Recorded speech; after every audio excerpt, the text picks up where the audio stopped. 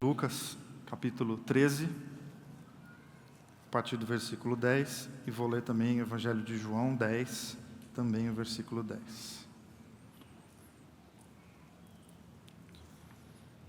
Inclusive o texto que nós vamos ler é a continuação do texto em que preguei semana passada. No primeiro domingo do mês eu preguei sobre culpa, a culpa como algo positivo da nossa vida. A gente precisa de culpa para ser curado. Semana passada sobre os nossos fracassos, que são tão importantes na nossa vida, porque sem fracasso a gente não aprende, não cresce. E hoje então sobre quando o nosso coração atrofia, quando a vida, quando as mais diversas situações da vida acabam nos travando e a gente não consegue andar. Lucas 13, a partir do versículo 10. Jesus estava ensinando numa sinagoga, e havia ali uma mulher tão encurvada pela artrite que não podia sequer olhar para cima. Ela era afligida por aquela doença havia 18 anos. E Jesus disse a ela: mulher, você está livre. Impôs as mãos sobre ela e ela ficou boa na hora, dando glórias a Deus. E também João 10. O ladrão vem apenas para roubar, matar e destruir. E eu vim para que eles tenham uma vida verdadeira e eterna, uma vida melhor e mais rica que qualquer outra com que tenham sonhado. Vamos orar? Pai querido, nós colocamos todo o nosso coração diante de Ti, a nossa vida, para que essa manhã seja, como já está sendo, uma manhã de trabalhar o nosso coração, de adorar, e que agora essa reflexão produza em nós também força, coragem para mudar processos complicados dentro de nós, que seja o início de uma nova etapa na nossa vida. Abençoa cada um que está aqui, abençoa quem vai acompanhar essa mensagem pelo YouTube, pelo CD, para que aonde ela chegar, no dia em que ela chegar, ela seja também uma mensagem de esperança e de transformação. Nós oramos em nome de Jesus. Amém. Todos nós queremos uma vida leve. Ninguém quer passar a vida e cada dia ela ficar mais complicada e mais pesada. Todos nós trabalhamos pela leveza do viver, o que daria um ótimo título para um livro, vocês não acham? Nós queremos uma vida boa, uma vida significativa, uma vida que vale a pena. A gente quer viver uma vida que vale a pena.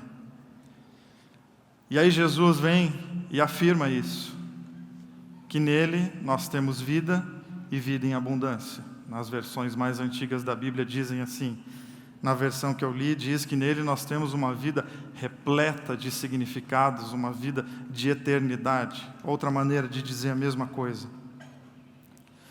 E essa é uma frase, essa expressão de Jesus é uma frase que pode complicar a nossa percepção da fé cristã, pois ela pode ser vista como um grito de vitória, como um grito de que tudo vai dar certo, porque nele nós temos vida e vida em abundância.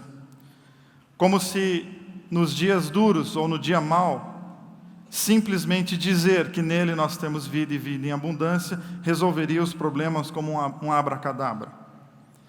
E eu não acho que a ideia de Jesus é gerar ilusão, até porque ilusão é algo que eu não consigo encontrar em nenhuma das falas de Jesus. Pelo contrário, o que Jesus sempre fez foi falar de modo que nós não passássemos pela existência enganados com os outros, ou pelos outros, ou por nós mesmos, por teorias quaisquer, que colocássemos o pé no chão para encarar a vida. Então, quando Jesus diz que nele há vida e muita vida, Ele está dizendo que a proposta cristã, ela é rica, que nela tem tudo.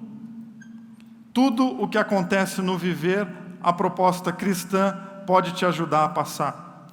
Porque o que é a vida? Só flores, só festas, só vitória? Se a vida fosse só isso, nenhum de nós seríamos considerados seres vivos. Porque ninguém aqui vive só de flores, vitórias e festas. Aqui há isso, mas há também um conjunto de pessoas com sérios problemas, com derrotas, com fracassos e com processos extremamente doloridos.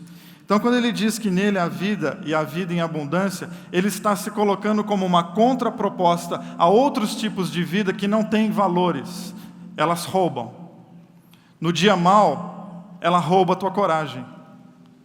Nos processos da ilusão, ela rouba a tua lucidez. E Jesus vem para dizer o quê? Não, no dia mau eu tenho o que te dar. Nos seus processos de engano, eu quero sim tirar a tua ilusão. Por quê? Porque em mim há vida e a vida em abundância. Com ele nós celebramos, porque nele há vida e vida em abundância. E com ele nós choramos, porque na proposta cristã o choro também é contemplado. Então o que é a vida e vida em abundância? É que em tudo o que eu passar, os valores do reino têm o que me dizer. Não é que vai ser só vitória, é porque na derrota há algo a ser dito. Porque quando a gente diz que há muita vida, a vida é muita coisa. Então Jesus não está dando um abracadabra e não fazendo a gente abraçar uma frase para ficar repetindo vida e vida em abundância, vida e vida em abundância. Não, é que a vida é complexa, cheia de facetas. E a proposta do reino é, nós temos o que dizer, nós temos como viver nas mais variadas faces que a vida te apresentar. A vida e vida em abundância. Há ideias, há propostas, quaisquer que sejam, qualquer que seja a fase que você está enfrentando. Isso me parece uma outra frase que é muito mal usada, dita pelo apóstolo Paulo, que você com certeza já leu e já ouviu, que é tudo posso naquele que me fortalece. Isso aqui todo mundo gosta. Quem não quer? Aí põe adesivo no carro bem grandão, assim, tudo posso naquele que me fortalece. Camiseta, tatuagem, bandeira. Por quê? Porque é tipo um abracadabra. A casa caiu, tudo posso naquele que me fortalece. A fatura do cartão de crédito veio o triplo do que devia. Tudo posso naquele que me fortalece. Ele vai resolver. Não, porque quem falou isso foi o apóstolo Paulo, e a vida dele não foi um mar de rosa, a vida dele foi um problema. Apanhou, foi preso, naufragou, sofreu muito pela fé que professou, e depois de sofrer, naufragar, apanhar e quase morrer, o que ele disse? Tudo posso naquele que me fortalece. Porque tudo quer dizer o quê? Que a vida é abundante, tem muita coisa. E porque eu tenho um Deus como o meu, eu posso tudo, porque nas mais variadas áreas da vida, Ele me fortalece. Então não é um abracadabra e uma proposta de sucesso, há uma proposta de integridade. Tudo posso naquele que me fortalece, não é que Ele vai pagar o teu cartão de crédito, é que você vai buscar lucidez para não gastar mais além do que você pode, porque tem um Deus que te dá consciência e você não se perde no consumismo imposto por aí. Então não é vitória, é consciência. Nós podemos tudo? Sim. Nós podemos passar pelos mais difíceis processos, porque Ele nos fortalece. Nós podemos passar pelo desemprego e continuar correndo atrás, porque nós temos um Deus que nos fortalece. Porque nele há vida e vida em abundância, e a morte não tem a palavra final, porque Ele está interessado em produzir vida. Eu estou dando esse chão para vocês, porque eu não quero que o seu momento difícil gere uma crise de fé, e essa crise de fé caia naquele velho clichê de que as coisas ruins provêm de Deus para Deus nos ensinar alguma coisa.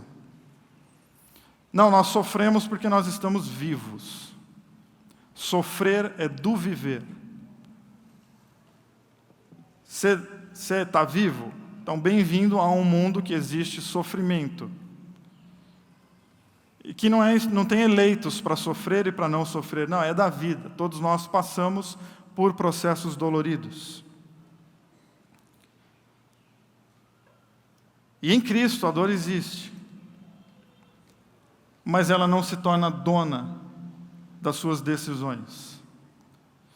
O sofrimento está aí, e a proposta cristã não diz que vai te tirar do sofrimento, mas quer te apresentar caminhos para você passar por ele sem perder o teu coração.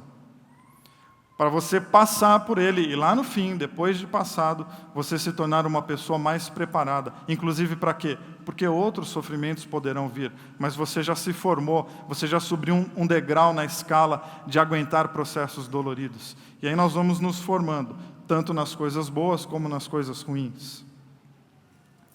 E lemos também o texto de uma mulher com artrite. Eu não sei se as versões mais antigas da Bíblia dizem a palavra artrite, mas um problema físico que deixou ela encurvada.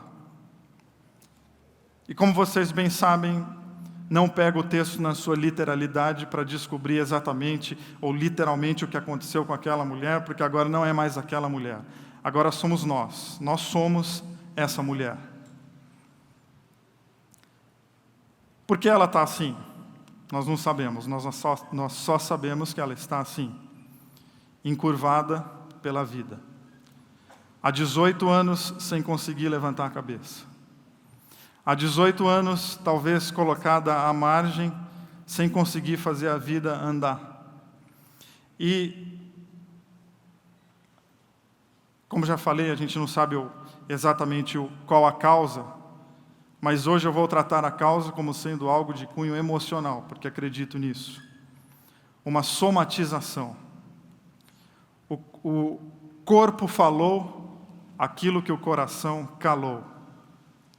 Os lábios se fecharam e os ombros gritaram. A psicologia chama isso de somatização e fala sobre isso, e a Bíblia fala sobre isso também. O Davi fala sobre isso no Salmo 33, quando ele diz assim: quando guardei tudo para mim, os meus ossos se transformaram em pó e minhas palavras eram gemidos intermináveis. Quando eu calei os meus pecados, os meus ossos se secaram. Quando eu guardei para mim tudo aquilo que eu tinha que ter colocado para fora, a minha vida se tornou tão pesada que sim, eu não conseguia mais olhar para cima. E eu acredito mesmo nisso, quer seja pelo viés da psicologia ou pelo viés da espiritualidade cristã, que muitas das nossas questões, não todas, porque isso seria cruel demais, mas muitas das nossas questões físicas provêm das nossas questões emocionais não trabalhadas, não verbalizadas, não resolvidas. Porque nós temos uma expressão, inclusive no meio que eu gosto muito, que diz assim: quando a boca cala, o corpo fala. E quando a boca fala, o corpo sara. Da necessidade da gente falar das nossas questões e não ficar engolindo tudo, porque engolindo tudo, uma hora sua vida vai se tornar muito pesada. Então, baseado nisso, eu quero pontuar duas coisas com você. A primeira delas é fale. Só isso, fale. Fale das suas questões. Porque senão você vai se tornar uma panela de pressão que ninguém está cuidando da pressão. E se você não cuidar da pressão, uma hora ela explode. E ao explodir, ela gera danos nela mesma e quem está em volta dela. Então nós precisamos sim aliviar as nossas cargas emocionais para a gente não explodir. Para a gente não perder o coração e não perder a alma. Não faça o caminho da solidão. Porque existem questões da sua vida que só serão resolvidas quando elas forem repartidas. Existem coisas da sua vida que só serão resolvidas quando elas forem repartidas. Não se enfie num buraco existencial onde você não pode ser visto, porque isso é tipo suicídio. E essa mulher, ela tornou-se escrava de si, ela não consegue mais sair dela mesma, ela não consegue mais ver os outros, porque a vida, as situações, questões de fora e questões de dentro, encurvaram ao ponto dela não conseguir mais se dirigir a outros. Ela se tornou a sua própria caverna. Ela se tornou o seu próprio buraco. E agora ela não consegue mais sair de dentro dela. Então é verdade que tem momentos da nossa vida que o que a gente quer? A gente quer sumir do mapa. Você quer desaparecer, não quer ver ninguém, não quer ouvir ninguém, não quer falar para ninguém. É verdade, acho que tem momentos que você tem que fazer isso sempre, mas não muito. Quando você está sofrendo, procure sim um refúgio, se esconda, mas jamais se esconda ao ponto de nunca mais ser encontrado. Porque uma coisa é a solidão, outra coisa é a solitude. Solitude, sabe o que é? É a capacidade das pessoas de ficarem um tempo com elas mesmas, investigando as suas questões. Isso é solitude, é você ficar com você mesmo. Mas você tem a habilidade de sair dali. Solidão é você viver só. Solidão é você não ter mais com quem repartir. Solidão é quando você não tem mais um ombro para deitar. E essa talvez seja uma das grandes razões de todos nós nos esforçarmos para uma igreja permanecer funcionando. Para que a solidão seja extirpada do nosso meio. Por que eu vivo numa comunidade? Para que a solidão, que é um mal, não tome conta da minha vida.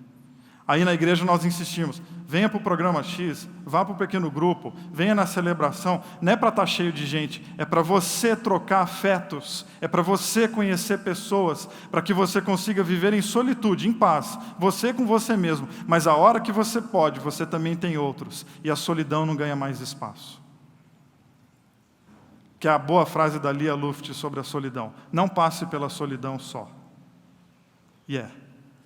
Não passe pela solidão só. O que isso quer dizer? Não viva na solidão, corra atrás de pessoas, vive em comunidade e fale das suas questões. Jamais engula o que deve ser vomitado. Jamais. Porque na vida nós temos sim que engolir alguns sapos, mas não todos. Alguns nós temos que jogar na parede. Existem coisas que não são para serem engolidas. Elas precisam ser vomitadas. E é essa palavra que eu quero que você guarde. Vômito. Porque engolir o que deve ser vomitado não tem como produzir saúde. Produz atrofia. Isso mata. Isso rouba a saúde existencial e mental. Mas talvez por vivermos numa época em que a gente precisa cuidar muito da nossa aparência, da nossa imagem, do que as pessoas pensam ao nosso respeito, aí nós não falamos das nossas questões para preservar a nossa máscara. E aí nós vamos engolindo, e aí nós vamos engolindo, e aí nós vamos engolindo. E sem perceber você está engolindo e está encurvando, porque está pesado demais carregar isso. Não esqueça a sua imagem, cuide do seu conteúdo. A Bíblia diz que é o coração que embeleza o rosto. Então cuide do seu coração, que o seu rosto fica bonito, e não inverta a ordem, por favor. Porque a máscara não tem poder sobre a sua emoção. Máscara é máscara.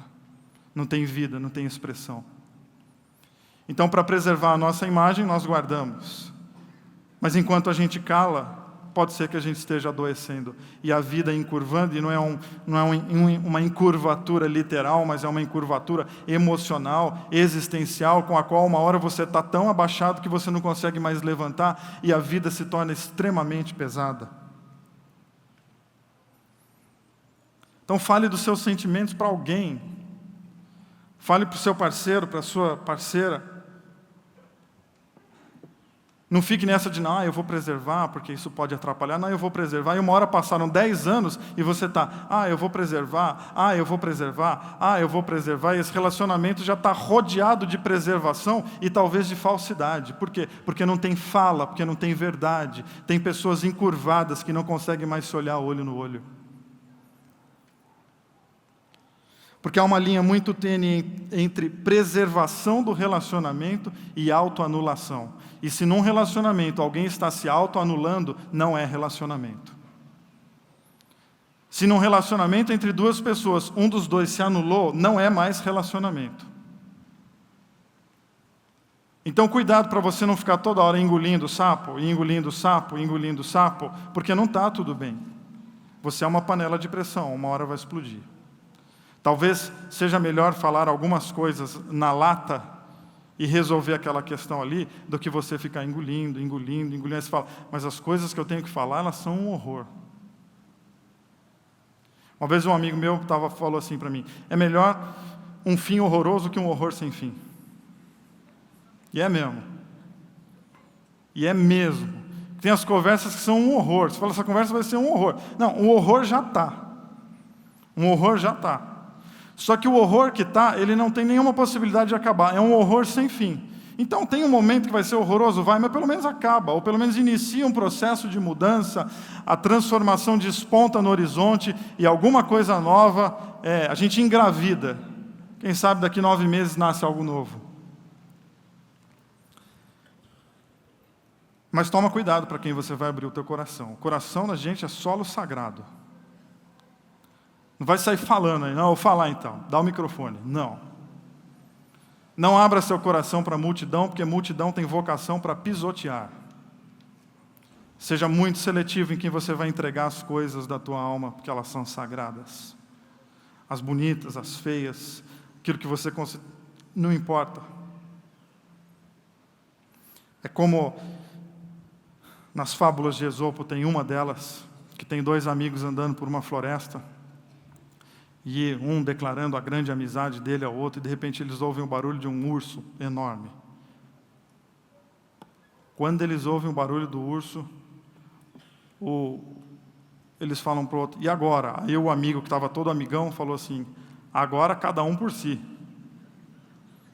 E ele conseguiu sair correndo e subiu na árvore. O outro amigo ficou tão travado com a situação que ele não conseguia se mexer. E o urso chegando.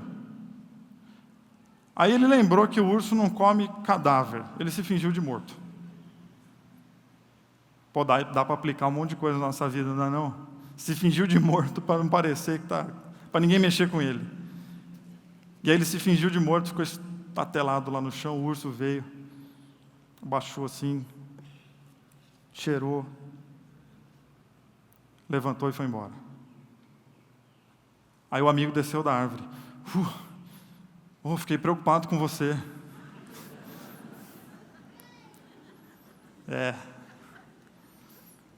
Aí ele falou assim, mas enquanto eu estava lá na árvore e vi o urso abaixado assim, parecia que ele estava cochichando no seu ouvido. Ele falou, e estava.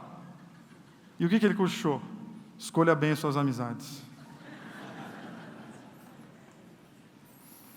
Presta atenção com quem que você vai entrar na floresta. Porque às vezes a floresta é fechada e a gente não sabe o caminho, e a gente precisa de um amigo. O seu coração é solo sagrado. Não entregue ele para ninguém. Então fale para um amigo, fale para o seu terapeuta, fale para o seu pastor, mas fale. Para você não ficar encurvado, porque talvez essa mulher estava assim, porque não foi lhe dada a possibilidade de falar das suas questões. É isso que aconteceu com ela? Não sei. Mas isso pode acontecer com você. Isso pode acontecer comigo. Quando a gente perde a capacidade de jogar fora as coisas que não são nossas. Pois quando a boca cala, o corpo fala. E quando a boca fala, o corpo sara. Segundo, pense bem se os pesos que você está carregando são teus. Porque a vida encurva, sim. Às vezes a gente faz um planejamento maravilhoso da nossa vida, no papel, porque o papel é legal que cabe qualquer coisa, a gente planeja, vamos terminar o final do ano rico, magro, bonito, e a vida vem e fala, não é assim. Porque a vida é que sempre tem razão, não é você. E às vezes a vida se torna pesada e a gente encurva por questões externas. Mas vamos combinar que às vezes por questões nossas. Porque a gente vai abraçando aquilo que não é nosso. E a gente vai carregando pesos que não são nossos. Eu ouvi quando era criança, e já contei isso aqui também, mas vou contar de novo, a ilustração de um barquinho de pescadores que era muito, muito útil, muito bom no seu trabalho. Trabalhou por muitos anos, 30 anos em alto mar, levando e trazendo gerações de pescadores. Certa vez, colocaram o barco na água e o barco não funcionava mais direito. Aí os pescadores pensaram, o que será que aconteceu? Não, vamos dar um trato no motor, vamos engraxar esse motor, o motor está cansado, engraxaram o motor, cuidaram do motor, trocaram algumas pecinhas do motor, colocaram o barco na água e o barco cansado. E o barco devagar. E o barco lento. Aí falaram, não, a gente tem que trocar o motor todo, o problema é o motor. Trocaram o motor, colocaram o barco na água e o motor. E o barco, devagar, lento, ineficiente. Aí chamaram uma pessoa mais experiente.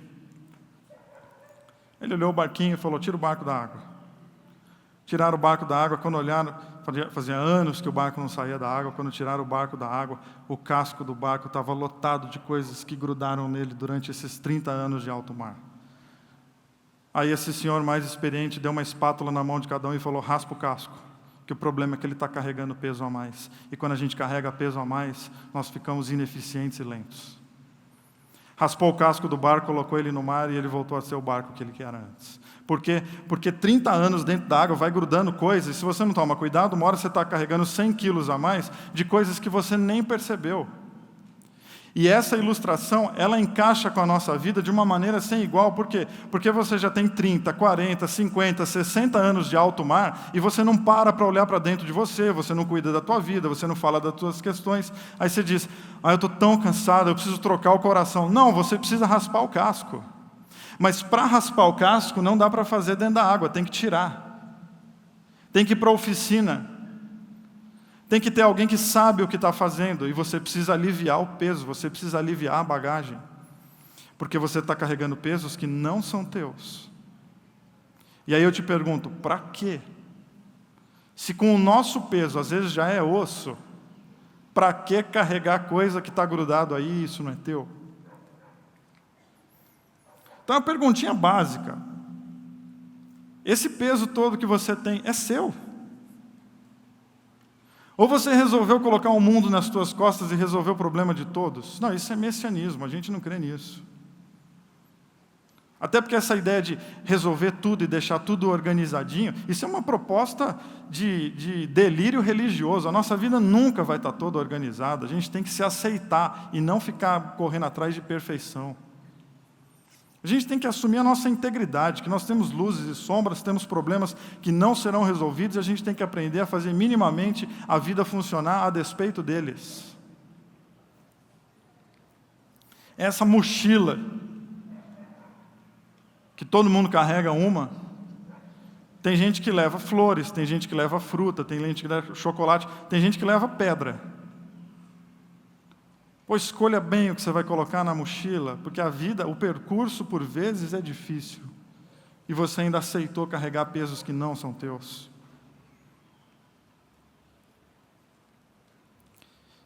E às vezes esses pesos são exatamente o que? Palavras. O poder das palavras. Porque você cresceu ouvindo que você não presta. Você cresceu escutando que a tua vida não deveria existir. Você cresceu escutando que você é fruto de uma transa irresponsável, que você deveria ser um aborto e não uma pessoa, que você nunca vai ser bom quanto os teus irmãos, que você nunca vai chegar lá. E o que é isso? Isso são palavras que de alguma maneira vão nos atrofiando e nos encurvando. Por quê? Porque falaram para você que você não presta, e foi um peso que grudou no teu casco e que você deixou ele grudado. Desculpa eu tratar você como um casco.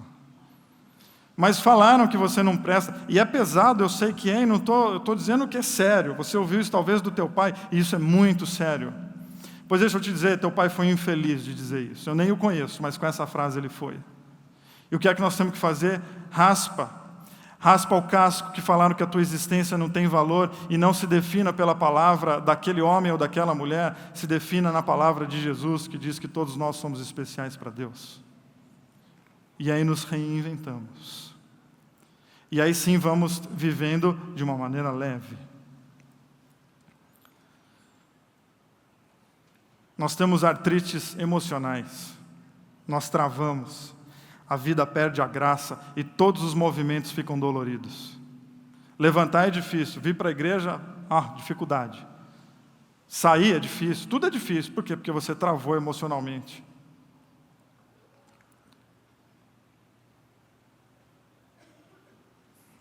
Sabe o que é mais impressionante? Nós não lemos. É que Jesus cura essa mulher e os religiosos não celebram a cura. Eles reclamam porque Jesus curou no sábado. E isso é tão lindo em Jesus. Jesus não está preocupado se é sábado, domingo, terça, quarta, porque todo dia pode ser o dia da cura. Porque qualquer dia pode ser o dia em que a gente vai iniciar uma transformação de postura com a nossa vida. Porque para você começar a falar das suas questões, você não precisa marcar isso para depois do carnaval, que é quando dizem que o Brasil começa a funcionar. Não, isso pode começar hoje, pode começar amanhã. Esse processo não precisa marcar a hora, não. Basta você se olhar e entender o valor da tua existência. Para você não passar a vida com o teu coração atrofiado, atrofiando, até uma hora que ele para de bater. Não, Jesus tira aquela mulher da margem. Está todo mundo lá olhando. E quem é ela? Ela está à margem, encurvada, esquecida de canto. O que Jesus faz? Chama a mulher, vem aqui. Vem aqui porque a tua vida é especial para mim e você não vai mais viver assim. Levanta e anda. Levanta a cabeça e não passe mais a existência olhando as pessoas de cabeça baixa, porque ninguém é melhor do que você. Levanta a cabeça, olhe um mundo de possibilidades que você tem e corra atrás. E não permita mais que os processos doloridos da vida vão tirando você a beleza de olhar para o céu. A beleza de ver a vida. De você não passar o resto dos seus dias olhando para o seu sapato.